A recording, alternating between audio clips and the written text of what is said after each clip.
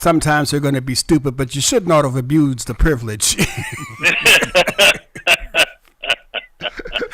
Oh, boy. Yeah, we're off to a great start this morning. I feel it. That's right. That's right. I don't know what the Lord is going to do, but I'm going to run up. No, how they said, I believe I'll run on to see what the end going to be. Yeah. Yeah, you don't know that particular statement because that one goes back to the old folk way right there. Yes. I'm quite familiar. I know you are, but Dan is probably not. Yeah, I'm getting lost in the weeds here, but That's okay. All right. My job is to educate you to the ways of the gospel message by version of black folk. okay. Which is interesting because it's me doing it, and as we know, the rumors are still abounding out there as to whether I truly. Well, anyway, we're going to move right on. I'm leaving.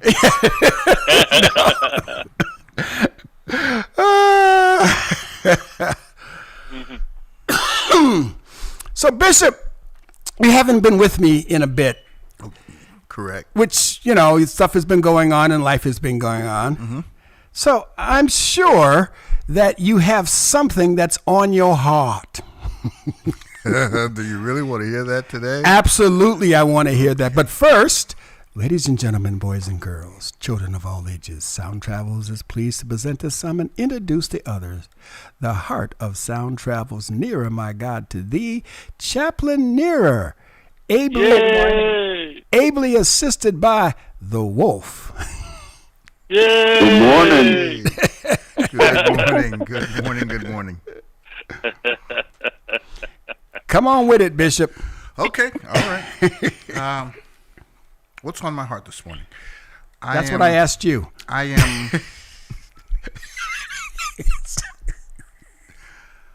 I am battling some issues concerning the church. I know how I was brought up. I know the kind of church that I've been used to. Joyous, praiseworthy, reverent, worshipful, steeped in biblical theology. But there is a shift in the church world today. I can't necessarily blame all of it on COVID, but I'm sure COVID has something to do with it. But people are not coming to church the way that they used to. The dedication is not there. The commitment is not there. And then those who are coming to church have changed the worship service into a concert. When we used to walk into church, it was most times bright and well lit. You could see each other. Now you walk in and it's like you're sitting in a theater. The pulpit has been transformed into a stage, and the worship service has been transformed into a concert. Yep. Is this just me, or are you all experiencing the same things in your areas? Yeah. Oh, yeah. It's everywhere I've been. Mm-hmm. Yeah. I went to a church with somebody a little while back that is here, right next to me in Plano, Texas, and they had 3 services every Sunday morning. But when you pull in, they have a crack team of parking people there to tell you exactly where to park. And as soon as that service is over, there's no milling around in the lobby visiting and fellowshipping with the brethren. No, you got to get out and make room for the next service to come in. So they as soon as the doors of the sanctuary open, okay, everybody, thank you, come again, thank you, come again, goodbye, get out of here, get off the property, get off my porch. And it kind of let the air out of the spirit of the whole service, in my opinion, you know. But what we're seeing is a shift from churches being there to minister to the communities and to draw them into a walk with God. That's what they were designed for in the first place. But now they're you got pastors that are really more focused on being the next internet sensation, and that they're not interested in shaking hands with you after the service. They're not interested in making an appointment to talk with you during the week, about anything that you're going through. No, there's other people for that. You have no access to a pastor. That's why I love Pastor Ted. He and I go out for breakfast regularly just to fellowship and touch base without any rush or any pressure. And it's rare. Sadly, it is rare for somebody to be able to have that kind of access to their spiritual leader, and they should. That's what they're supposed to have. Yeah, they should. And yet that's just been swept under the rug, and it's gone. And now, why would somebody want to go to church today? For the entertainment. That's about it. That's sad. That's about it. Chaplain Nero? Oh, this one is something I've noticed for a while, but I think a lot of it falls down to each generation they're looking for something different because they have a different set of values than the generation before them. And I started to notice this shift when I was younger, where you had the faithful generation that it was you were at the church building every time the doors opened. That was what you did, and that was whether you believed or not. That was just what you did, and they were faithful to it. That was expected. Well, then that generation got older. They couldn't physically go places, and that was kind of the same time when the rise of televangelists began. And so now you have this generation being raised by people who were in church every single time the doors were open, and now they're putting their stock in these televangelists, and that was the only TV that was on at home, was that and, QVC and the shopping channel, or whatever, or the Weather Channel. It was that was the only thing that was on in your house. Well, then that generation was raised on that, but then they saw these televangelists getting into lawsuits and all the things that happened to them and the failures that were very public. That generation they didn't trust in preachers because that was what they saw, was that preachers are in it for the money and then they're going to fall in some very public, very grand way. So that generation was the workaholics, and that was the generation where you had both parents working outside the home. Well, now you have kids that are being raised without those same values, and they're being taught not to trust everything that you hear or read or see, and you're being taught to trust only what you can verify yourself. And this was still before the rise of the internet and things like that. So now you have this extremely skeptical generation that is raised by workaholics, so they don't know how to communicate and have interpersonal relationships with one another. Well, then that generation grows up, and they kind of try to do their own thing, and then you have that generation raising my generation. And my generation was this revival generation and this boom of purity culture and trying to get back to what we lost, but doing it horribly, and ended up being more abused by the church than helped in a lot of ways, because you didn't talk about anything that didn't feel good, because at this point, nobody really knew what they were doing in leadership, because they were raised by people who didn't know what they were doing, and they're just kind of winging it on their own. So you don't have a solid foundation. And then my generation is the one that's out here having children now, but we have the rise of social media. We have the rise of entertainment and all this. But it's funny because studies have shown that my children's generation are actually seeking out church more than the 2 or 3 generations before them, because now we're sitting there and we have no idea how to talk to one another in person. We have no idea how to communicate. We have no idea how to have interpersonal relationships. We know how to come into a building, sit down, do as we're told, a.k.a. school, and then on the weekends, we have no idea what's going on. Our parents are largely absent. Most of them probably work on the weekends to make money to actually pay the bills. So the kids are going, well, what do we do? So they go to a place where they can sit down and get told what to do and then go home. But they're noticing that there's something missing to it, so that's what they're searching for. So we have this generation of seekers looking for the truth, and they're looking because they're not finding it in most places. So my question here is this. Are they seeking church or are they seeking for God? Because there's a difference between the two. There is, and it genuinely depends. And I think a lot of them start by seeking church, and then they end up seeking God. I've seen very few who end up seeking God and then find a church. It usually starts one way.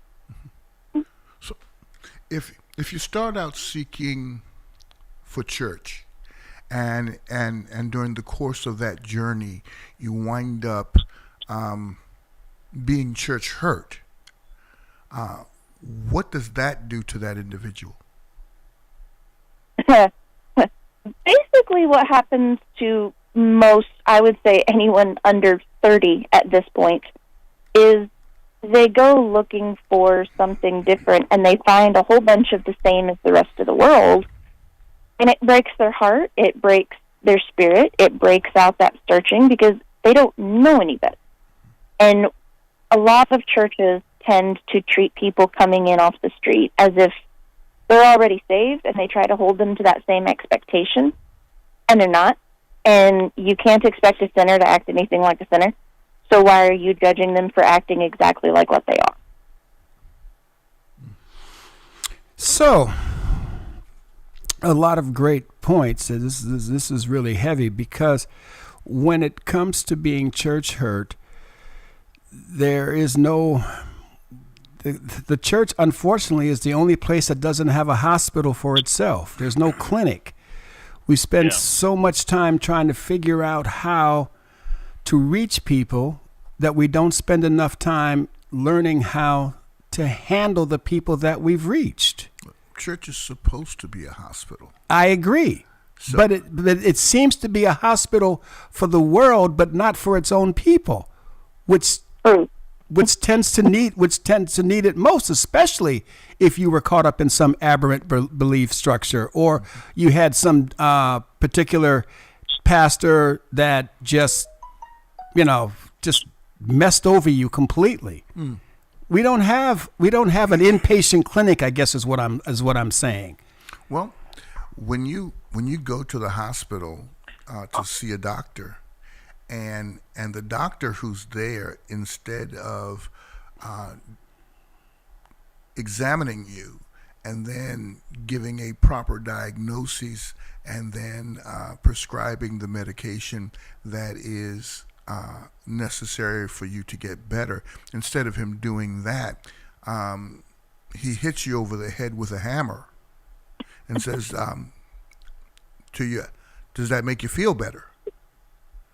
Or maybe he tells you that your disease is all in your head, or your disease, you're imagining this, you're not understanding, you're not faithful enough to handle what's going on. It's all your fault. Yeah, and then charges you for that service exponentially more than if you just went and bought some Tylenol. Yeah, from or over the counter. unfortunately, went to and got yourself a shot of Jim Beam or something. Yeah. The whole idea is the reason that and I've said this before, the church has lost its authority, and in some situations given it away wholesale. And COVID, oh my God, COVID was a perfect opportunity for the church to regain its proper position. And it didn't. It didn't. Did we want it to? In its current state, during COVID, did the church, as we know it, really need to be in a place of prominence? Yes, absolutely. The church should have been standing, doors open, signs out saying, "You're welcome here." The church should put forth, unfortunately, in America, you tend to only have the rights that you're willing to fight for. Sometimes. True. Good morning, caller. You're on the air. Yes, hello there, sir. How are you? I'm well. This sounds like Brother Michael. This is. Well, Brother Michael, you're talking to the world. What say you? Question. Where do it says in the Bible that the church is supposed to be a hospital? Where does it say in the Bible that the church should be in the hospital? Yeah. Okay. Let's see. Because there's one more like a not a hotel, but a business. Well, how about come unto me, all ye who labor, and I will give you rest. And one of the things that hospitals are great at, except when they wake you up at 2 o'clock in the morning I hate it when they do that. to give you your sleeping pill, is rest. Yeah. So I'm not sure what are you saying that you don't believe that the church is supposed to be a hospital? Are you saying that the Bible doesn't say what church is supposed to be a hospital, or what? Clarify your question. Well, we always say the church is supposed to be a hospital, but I don't see that in the Bible. Like I said, it seems like the church is more set up as a organization that just, we come in there, we give you your money, our money, and you give us some, magical words or whatever, then we leave, and then we come back the next week. I mean, if it's a hospital, should we not be in there every single week? Okay. If it's a hospital, I mean, a hospital is supposed to save us. All right. Well, the hospital's not supposed to save I mean, you know what I mean. No, I don't. Make it plain. Make it. Heal us. Excuse me? Heal us. Heal us. Okay. Okay. Let's start with the panel. Oh my God, Brother Dan. Well, the hospital notion is just our modern translation. Everything that the scriptures describes is the accumulation of treatments that we're supposed to receive. Okay. And share. Okay. Accountability to one another. That wipes out the whole idea. Well, I'm going to be in an online church. I don't think so. Okay. Nobody can hold you accountable if you're sitting at home, with the remote control, able to turn it off whenever the message gets too uncomfortable. Gets a little hot. Okay. Yeah. All right. So there's that. There's. Okay, hold it. No, let's leave some meat on this bone. We got Brother Wolf.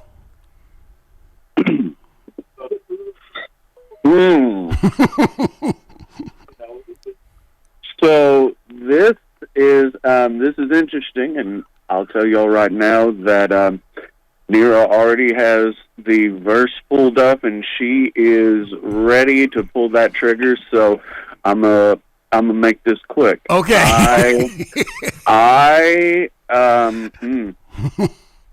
I just preached this Sunday. Oh, and to God be the glory. Yes, I felt led by the Spirit to do my sermon different. I'm normally an expository preacher, but I felt called to kind of take our congregation on a little bit of a journey, and our pastor has said from the pulpit that he is almost convinced that America is going to be Mystery Babylon from Revelation. And I said, ladies and gentlemen, I love the church. I love the church. I grew up in the church. But, folks, if America is Mystery Babylon, there's a very good chance that the Church of America is the prostitute of Babylon that will ride the coattail of whatever smooth-talking devil comes up and convinces the people. Okay. Chaplain Nera, go for it. Well, Matthew chapter 9, verses 10 through 13. And it talks about where... Go ahead, just read it. Just read it. Yep. While he was reclining at the table in the house, many tax collectors and sinners came to eat with Jesus and his disciples. When the Pharisees saw this, they asked his disciples, "Why does your teacher eat with tax collectors and sinners?" Now, when Jesus heard this, he said, "It is not those who are well that need a doctor, but those who are sick. Go and learn what this means. I desire mercy, not sacrifice. For I did not come to call the righteous, but the sinners." Okay. Bishop, you want to just go ahead and just nail this particular coffin shut? Throughout the ministry of Jesus, we take a look at his miracles, and over again, it's the blind, it's the lame, it's those who had some infirmity. He had to be lowered into a house on one occasion. 10 lepers came from out of the shadows, crying out to him, and he admonishes his disciples. He says to them, he says, "The things that you see me do, you're going to do and greater." Right. It is a commission from our Lord and Savior to be, for lack of a better word, a hospital for individuals to come to. Right. The word hospital does not appear, but once again, the concept is what's important here. We have to be very careful that we don't look for a modern day word to describe a biblical context or a biblical action. It would have, in that time frame, it would not have been called a hospital. Well, let's take away the word hospital altogether. Right, that's what I'm saying. Let's take that away. Right. And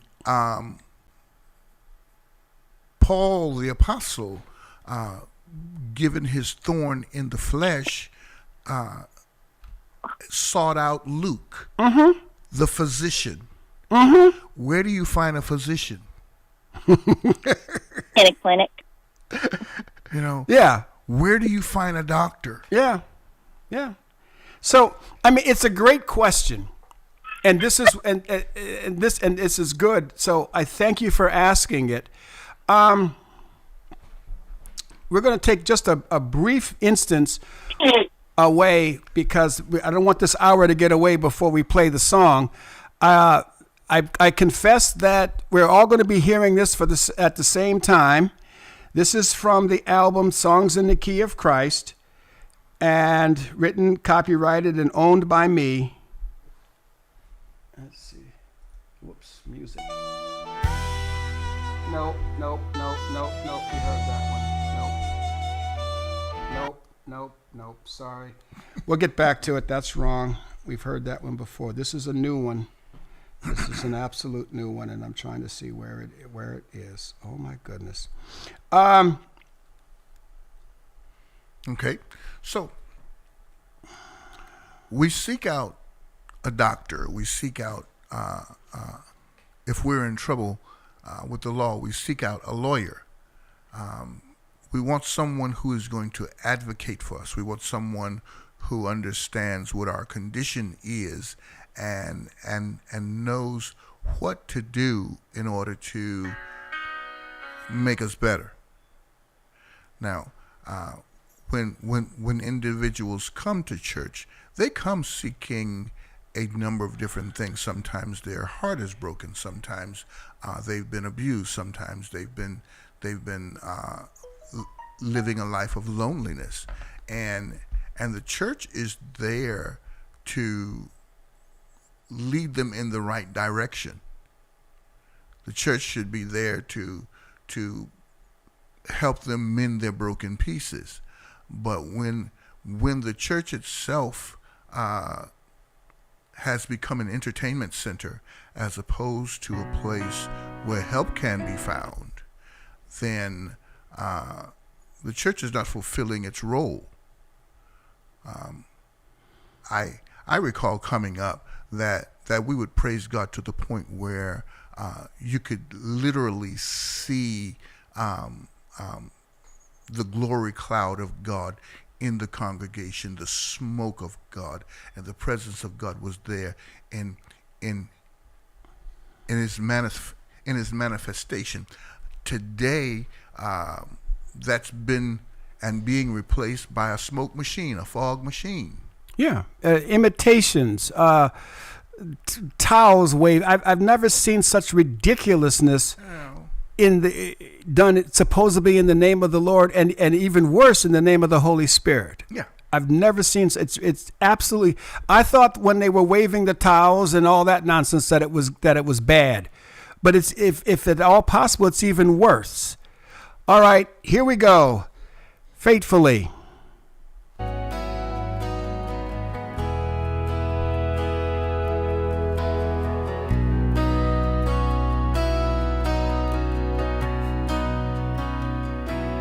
Jesus Christ, salvation of the world, born on a starry night, just a baby in her arms, lost souls, restless sleep tonight, without Emmanuel in their life. My life had no peace, abandoned by those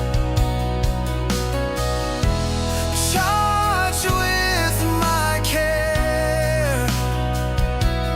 Then I was shown a better way by one who truly blurred. I gave my life to Jesus, and now I trust.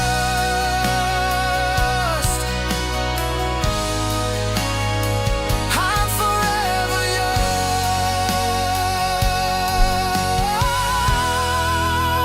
yours, faithfully.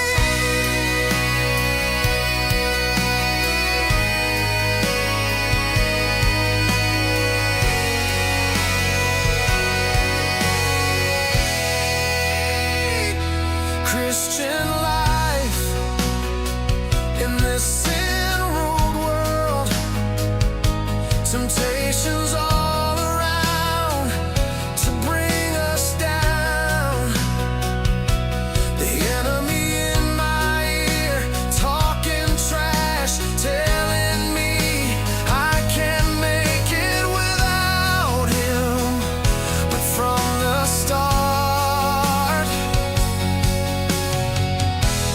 Jesus loved me more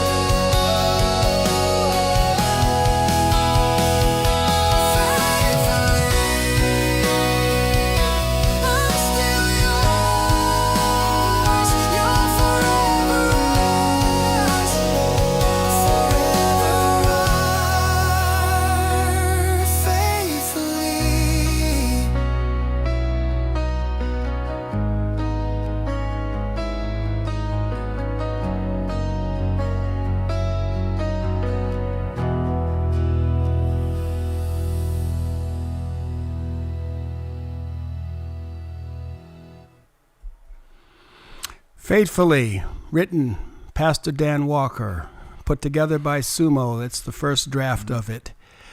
We're going to go ahead and just do the reviews. We'll start with Brother Wolf. Hello. I think did we lose you guys? Oh, wait a second. Let's try this again. We'll start with Brother Wolf. Can you hear? Yeah, I can Can you hear hear you. me? It was me. It was me. I hit the wrong button. Oh, okay. I was pretending I was I won't say that. I won't say that. I hit the wrong button. So, we're starting with we'll just get the reviews out of the way. Brother Wolf, what do you think? I enjoyed it, brother. Thank you. I don't have. I'm gonna be honest with you. I don't have a ton of like musical review points for it, but I enjoyed it. There wasn't anything. How can I put this? I have gotten to the point with Christian music where if there isn't something theologically wrong or musically wrong that's just blaring, I'm happy. And that was an improvement on that standard. So I don't have a ton of details, but I enjoyed it. I approve. Okay, Chaplain Nira, I'm sitting here. Honestly, I like it. I feel like the more that like you are, getting into it and kind of feeling things out, I feel like the better that they are getting. Oh, and so I quite enjoyed that one. Thank you. Come on, Bishop. You sure? Yeah, I'm sure. Okay. I have a question. Yes. What was in your heart writing it? Oh, you knew it was about me. You knew it was about me. Mm-hmm. It has to do with me personally trying to figure out something that was not ever going to let me down. Because I'd been let down so many times. I've been betrayed so many times that I just needed something. And that was in my heart. I was praising the fact that Jesus belongs to me forever and I'm forever his. That's what was in my heart.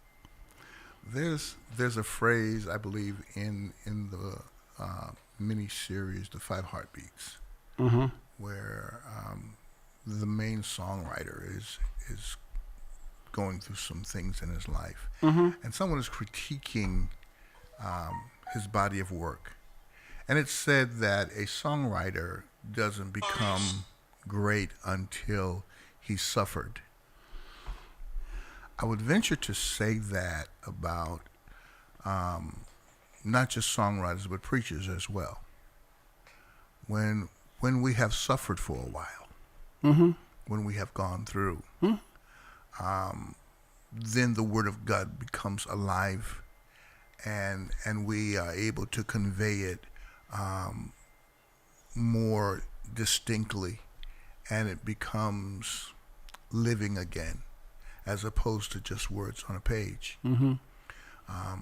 What I heard today was not just something that was thrown together to make a song, Mm-hmm. but something that spoke from a place, Mm-hmm. a real place, Yeah. a place of vulnerability. I appreciated it. Yeah. It was a testimony song. Yeah. It was a testimony song.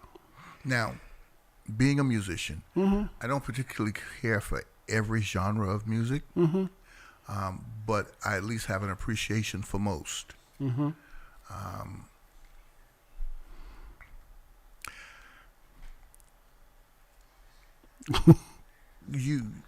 Me. Yeah. With that song, you touched the chord. Wow. and I pray that more people get to hear it, or whoever hears it is able to relate and to feel, and the message is conveyed to them in such a way that it brings them closer to the cross. Wow. This has been quite a journey. This whole album has been quite a journey. As you can tell, I'm a student of every music genre known to man. And when I heard the original version of that song, I said, oh, wait a minute. There's a message there. And that's when I sat down and began to write. That is probably, I want to say, the second oldest song written in my head years and years and years ago. It's only been recently that I've started putting these things down, and literally only this year that I've started playing around with AI, thanks to Pastor Wall. So the next part of this project is I'm going to find live musicians, because I can't get this played on stations in an AI format. I actually have to have a live live band and live singers. Well, the band doesn't matter. It's the singers that are important, the voices. Yeah, they don't care what kind of music you got behind it. They just the voices have to be human, so they can say, hey, Bishop Hanby with the latest song by Pastor Dan Walker. You know, all around the world, same song. Something like that. Yeah. That's what's necessary. So we're working on that in the background, trying to find some people who would be willing and able to actually do what is requested, you know, with their talent. And that's not easy right now. No, it's not easy. Everybody wants an exorbitant amount of money. Yeah, well, I don't look at it as a cost. I look at it as an investment. Yeah. So, but anyway. Here is what I would recommend. Okay. For the future. Write the song. Write what's in your heart. Without covering someone else's music. Yeah, no, as I said, all the later ones, the latest ones don't directly cover anybody else's music. But they're taken from a concept. But you can't tell what the concept is. Yeah. It's just that the earliest ones, this is one of the early ones, and Are You Saved, which is the very first one, is clearly taken from a concept. I'd love to have somebody just take the lyrics and come up with their own thing for it. That would be fine with me on these earlier ones, because apparently other people have said what you're saying, and I get it. I get it. If the message is the most important part, then the message is what needs to be heard. So I get it. That it was so hard. I tried giving my lyrics to a few people back in the day, and nobody did anything with it. It's like, okay, and I'm not, you know, the handout first, you know, okay, and I'm like, no. I want you to be. I don't have a problem paying you, but I don't want you to let it feel you, do something with it, show me what you've done, and I can pay you for that, because now you've cared. I'm not pulling into a gas station and saying, fill my tank. You know? The music industry, be it secular or gospel, is exploitative. Okay? At best. That's polite. And it's designed it to be that way. To take the blood, sweat, and tears of an artist, of a songwriter, of a musician, and to milk it for all it's worth, and maybe you walk away with a smile. Maybe, yeah. Okay. Well, thank you, everybody, and I do appreciate the feedback. It is necessary for me to hear this stuff. And to get this right, because I believe that there's some reason why I'm able to do this now, get it this far, because a lot of these songs have been running around in my head for years. The very first one was easily 30 years ago. Turn the Page was written when I heard Turn the Page. That's when I came up with Are You Saved? It's just that simple. Yeah. And that was back in the 80s. So where are we at now in the 20s? So yeah. So It's been around for a few days. It's been around for a few days. So yeah. So thank you everybody for being honest with me. I can't get better if people around me don't tell me the truth. That'll preach.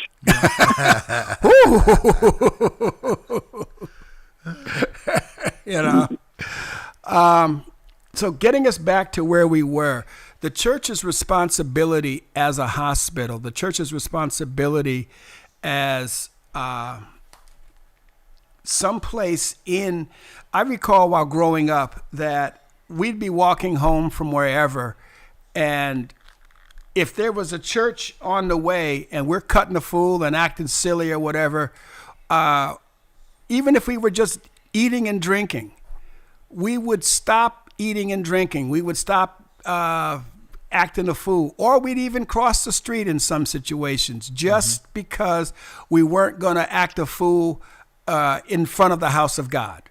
It didn't matter what church, Catholic, Baptist, it didn't matter what church, any church. We had that reverence and respect, and that's all but gone these days. That's, Yeah. it's, And that's to the fault of the church. yes. Oh, yeah. That's not to the fault of the unbeliever or to the unsaved. The church's reputation has been ruined because we have allowed charlatans and con men to And women. well, Yeah. Well, know. there's certain factions out there, and Nera, thank God, is not one of them, but there's Yeah. certain factions out there. Why are you always talking about men? We've allowed these thieves to mount the holy desk and not even challenge whether or not they're truly saved. We do not challenge whether or not what they're disseminating from the pulpit is theologically correct. And excuse me, but is Dr. Phil a psychiatrist? No, He's not, is he? he's not. But yet he has an audience of millions. Yeah. And people listen to him regularly. Yeah, he is not licensed to practice psychiatry on this planet that I know of. And yet he's called Dr. Phil. Yeah. Yeah. And so it is with so many preachers and pastors and bishops that are in the pulpit who have not been sanctioned by God. Let alone laid hands on and prayed over by anybody remotely close to the Holy Spirit. Well, see, that's the problem. Hands are being laid on them. Yeah. They're being prayed over, Yeah. but not sanctioned by God, not even called of God. And if you're not called of God, you have no business in the pulpit. Well, good morning, caller. You're on the air. Good morning, Pastor Dan. Okay. Who? You don't have to say, but do you have a comment or a question? Well, this is Elder Woodbury. Oh my goodness, my brother Prince. Oh, How are you this morning, my brother? Good, man. Good, Pastor Bishop Hamby, how are you? I'm doing well. Look forward to seeing you soon. you guys know each you other, too, huh? sir. Yes. Uh-huh. Yeah, I remember, Bishop. Well, come on, for the Chaplain Nera and my brother from another mother. This gentleman who's on is right now is one of the old school. He knew me back when people. I knew you back when. Oh, but not back when. You got the better version of me. He knew me when I was running through churches in T-shirts and cut-off jeans and sneakers. Yep. Well enough. Still do. Quiet, you. Come on, Elder Woodbury. Well, I was listening to your subject matter, and a couple of things I just wanted to point out in terms of the church, being a hospital. I think we need to go back in history and then come forward. If we look at the word modern day today, the church was never really a physical place, truth be told. Now, back when God got the children of Israel out, being led out by Moses, he had them build a tabernacle, and the tabernacle was designed for them to come, have a worship experience, get directions, and then go home. So the next thing Solomon did was built an exorbitant temple, to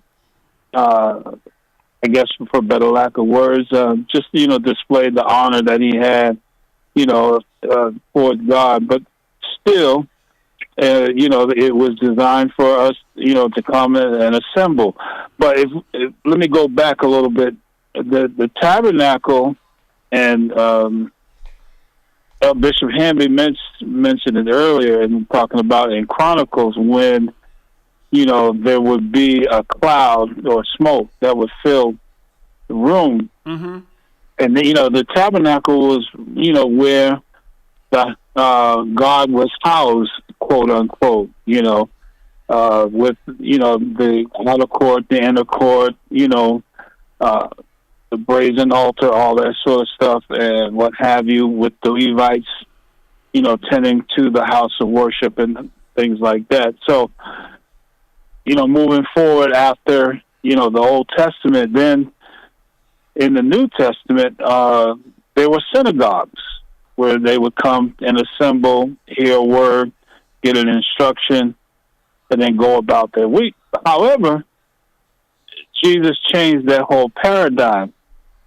And, the church is not necessarily, or what's the word I want to say? Truthfully, it's really not a place now, because the church is supposed to be us. And, we're the temple, we're the tabernacle where God resides.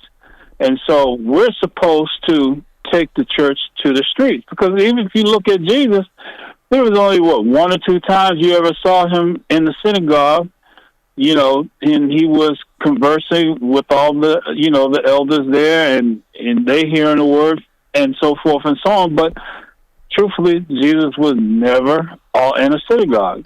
Where he performed all of his miracles, in the streets, in the homes, places like that, where the people were. And so the church, in the sense of being a hospital, we're the hospital. So we're supposed to go to the people where they're at. And that's why we're supposed to go. That's why they say, call for the elders and, and let them lay hands on you and pray for you.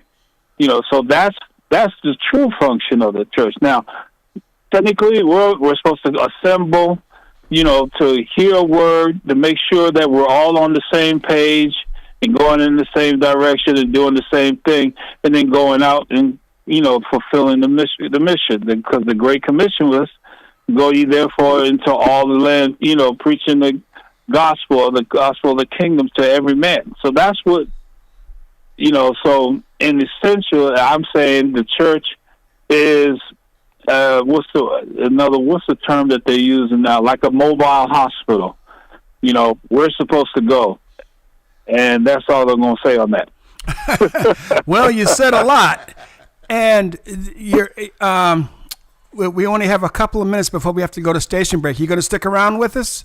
Go through this break and come back on the other side? I'll try. There's no try. There is either do or do not. You knew I was going to say that when you used that word. Yeah, I know. I know how you are, Dan. Yeah, I'll try. I'll stick around. There you go. Because you gave us Yoda. You hey. Yeah, exactly. Yeah. Well, That was a Jedi move for real. Tell me about it. So I think you've given us a lot of food to think about. One of the reasons I like the original Thor movie, and I like Ragnarok. All the rest of them you could keep, because in Ragnarok, the concept that Ragnarok is not a place, it's a people. The church is not a place, it's a people.